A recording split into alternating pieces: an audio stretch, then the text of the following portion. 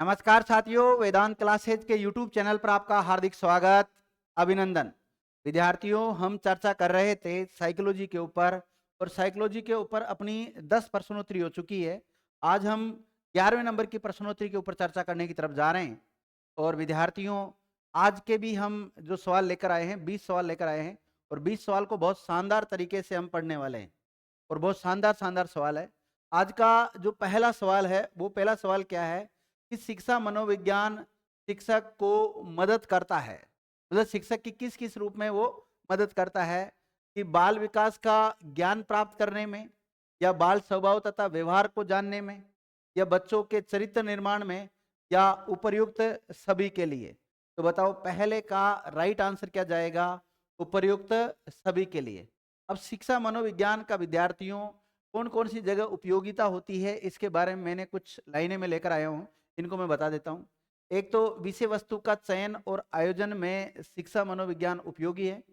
आत्मज्ञान को प्राप्त करने हेतु, छात्रों को जानने के लिए, सामाजिकता को प्राप्त करने हेतु, शिक्षण पद्धतियों का ज्ञान हेतु भी साइकोलॉजी की आवश्यकता पड़ती है। छात्रों के निर्देशन हेतु, मूल्यांकन तथा परीक्षण हेतु भी इसकी आवश्यकता है।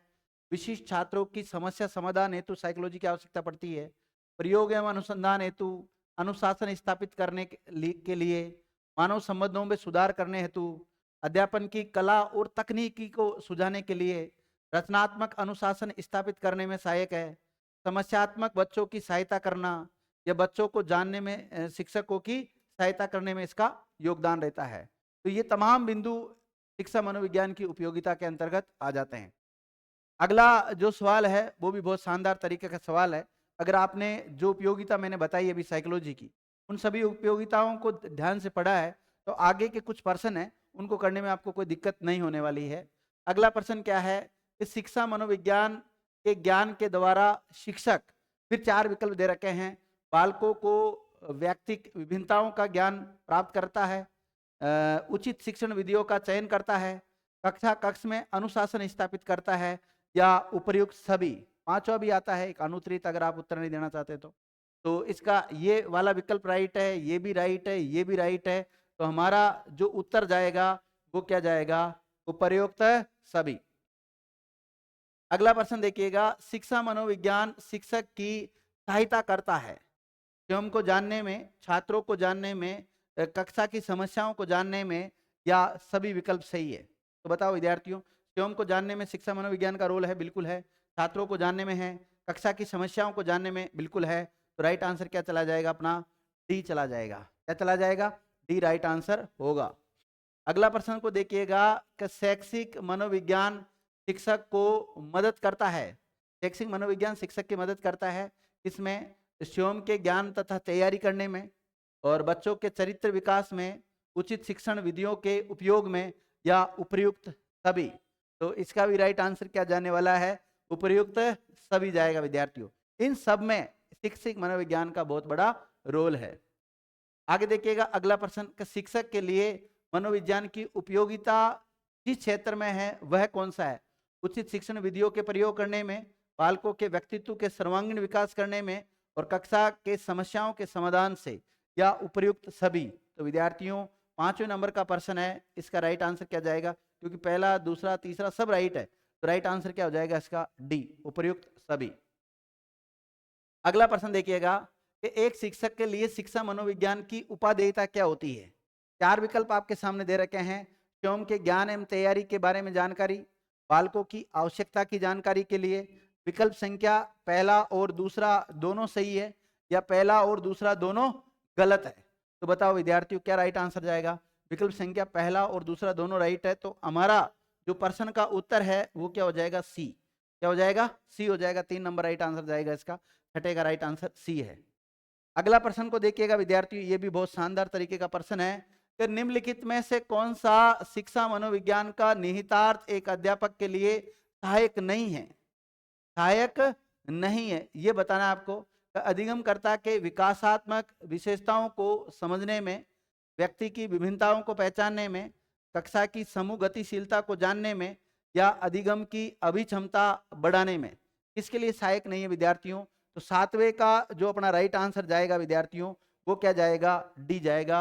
अधिगम की अभिक्षमता बढ़ाने में। अगला प्रश्न है, शिक्षा मनोविज्ञान का अध्ययन शिक्षक को इसलिए करना चाहिए, क्यों करना चाहिए? छात्रों को आसानी को प्रचलित कर सके, स्वयं को समझ करे, पशुओं पर प्रयोग कर सके, शिक्षण को अधिक प्रभावी बना सके।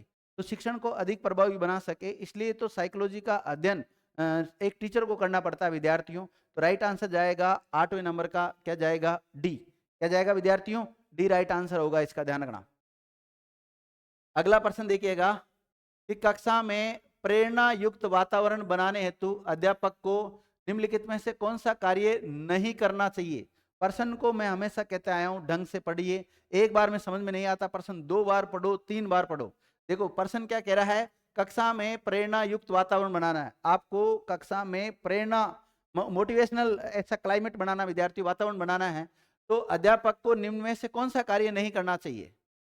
4 कथन दे रखे हैं आपके सामने कि कक्षा में प्रथम आने वाले बालक को कमजोर बालकों की सहायता करने का अवसर देना चाहिए, पहला विकल्प। दूसरा, कक्षा में प्रथम आने बालक की प्रशंसा करके कमजोर बालकों को और मेहनत करने के लिए प्रेरित करने का प्रयास करना चाहिए। तीसरा दे रखा है, कमजोर बालकों का ध्यान लक्ष्य की ओर स्पष्ट करना चाहिए। कमजोर बालकों की प्रशंसा करने के अवसरों का अधिक से अधिक प्रयोग करना चाहिए। तो बताओ विद्यार्थी, इसमें से कौन सा काम नहीं करना चाहिए? ये आपको राइट आंसर बताना है इसका। तो इसका राइट आंसर जाएगा 2। कक्षा में प्रथम फर्स्ट आने वाले बालक की प्रशंसा करके कमजोर बालकों को मेहनत करने के लिए प्रेरित करने का प्रयास करना चाहिए, ये नहीं करना चाहिए विद्यार्थियों। ये यहाँ पर गलत आंसर है। 90 का जो राइट आंसर है वो जाएगा बी। क्या जाएगा? बी जाएगा विद्यार्थियों। अगला प्रश्न देखिए, बहुत इंपॉर्टेंट प्रश्न है। तो शिक्षा मनोविज्ञान का केंद्र है, वर्तमान में शिक्षा मनोविज्ञान जो है उसका केंद्र क्या है? बालक है, शिक्षक है, शिक्षण विधियां हैं या पाठ्यक्रम है? तो विद्यार्थियों छात्र केंद्रित मनोविज्ञान, आजकल मनोविज्ञान का जो केंद्र है वो बाल केंद्रित है। तो राइट आंसर छात्र केंद्र हो या बाल केंद्र हो या बालक हो, राइट आंसर क्या चला जाएगा? ए। 10वें का राइट आंसर विद्यार्थियों ए। अगला प्रश्न देखिएगा कि शिक्षा मनोविज्ञान का मुख्य केंद्र बिंदु होता है अध्यापक एक अनुदेशन के रूप में, अधिगमकर्ता एवं व्यक्तित्व के रूप में, शिक्षण विधि एक व्यूह रचना के रूप में, या परिस्थिति एक वातावरण के रूप में विद्यार्थियों। तो 11वें का जो राइट आंसर है विद्यार्थियों वो क्या जाएगा? 2। क्या जाएगा विद्यार्थियों? 2 जाएगा, अधिगमकर्ता एक व्यक्तित्व रूप में। अगला प्रश्न देखिएगा, शिक्षा में मुख्य परिवर्तन शिक्षक केंद्र से होना चाहिए। मतलब पहले जो एजुकेशन थी, विद्यार्थी शिक्षा थी, वो शिक्षक केंद्रित या पाठ्यक्रम केंद्रित थी, पाठ्यचर्या। लेकिन अब चेंज हो गया, तो इससे किस तरफ होनी चाहिए? छात्र केंद्रित होनी चाहिए, अभिभावकों की तरफ केंद्रित होनी चाहिए, प्रबंधन की तरफ केंद्रित होनी चाहिए, या सभी की तरफ केंद्रित होनी चाहिए? तो अभी बताया था बाल केंद्रित शिक्षा होनी चाहिए। कैसी होनी चाहिए? बाल केंद्रित, छात्र केंद्रित। तो 12वें का जो राइट आंसर है वो क्या जाएगा विद्यार्थियों? ए जाएगा। क्या जाएगा? ए चला जाएगा अपना। अगला प्रश्न देखिएगा, पहली मनोविज्ञान प्रयोगशाला की स्थापना किसने की? बहुत ही इंपॉर्टेंट है, कई बार यहां से सवाल बन चुका है। तो मनोविज्ञान प्रयोगशाला की स्थापना का श्रेय किसको जाता है? पहली बार गॉल्टन को, कैटेल को, या पेस्टोलॉजी को, या वुंट को? तो राइट आंसर क्या होगा विद्यार्थियों? वुंट होगा। वुंट नहीं विद्यार्थियों, 1879 में, ये सन याद रखना, कई बार पूछी गई। सन 1879 में जर्मनी के शहर का नाम है लिप्जिंग शहर। इसमें कार्ल मार्क्स विश्वविद्यालय में, यूनिवर्सिटी का नाम क्या है? कार्ल मार्क्स यूनिवर्सिटी में विलियम वुंट ने विश्व की पहली मनोवैज्ञानिक प्रयोगशाला बनाई। तो विलियम वुंट के द्वारा विद्यार्थियों पहली प्रयोगशाला कब बनाई गई थी? 1879 में बनाई गई थी। कहां पर बनाई गई थी? कौन से देश में बनाई गई थी? तो जर्मनी में। और जर्मनी का एक शहर है उसका नाम क्या है? लिप्जिंग में, वहां बनाई गई थी। तो मनोविज्ञान प्रयोगशाला पहली बार इनके द्वारा बनाई गई थी। आपसे इसी प्रकार, ये तो बात होगी वैश्विक स्तर की, लेकिन भारत में पहली बार मनोवैज्ञानिक प्रयोगशाला कब बनी? 1915। देखो विश्व लेवल पर तो कब बन गई थी? 1879 में। और भारत में कब बनी थी? 1915 में। और विश्व लेवल पर कहाँ बनी थी? जर्मनी के लिप्जिंग शहर में। लेकिन भारत में कहाँ बनी थी? कोलकाता शहर में बनी थी विद्यार्थियों। और किसने बनाई थी? सेन गुप्त के द्वारा ये मनोविज्ञान की जो प्रयोगशाला है ये बनाई गई थी। अगला प्रश्न देखिएगा, अगला प्रश्न क्या है? ये भी इससे रिलेटेड ही है कि प्रथम मनोविज्ञान प्रयोगशाला कहाँ स्थापित की गई? बर्लिन में, बोस्टन में, और फ्रैंकफर्ट या लिप्जिंग? तो बर्लिन तो विद्यार्थियों जर्मनी की राजधानी है, ये भी जर्मनी में है। जर्मनी की राजधानी तो क्या है? बर्लिन है। लेकिन हमारा जो सवाल है उसके अनुसार पूछा गया है प्रथम मनोविज्ञान कहाँ स्थापित की गई, तो लिप्जिंग में स्थापित की गई। अभी बताया मैंने आपको थोड़ी देर पहले ही, इससे पहले वाले प्रश्न में।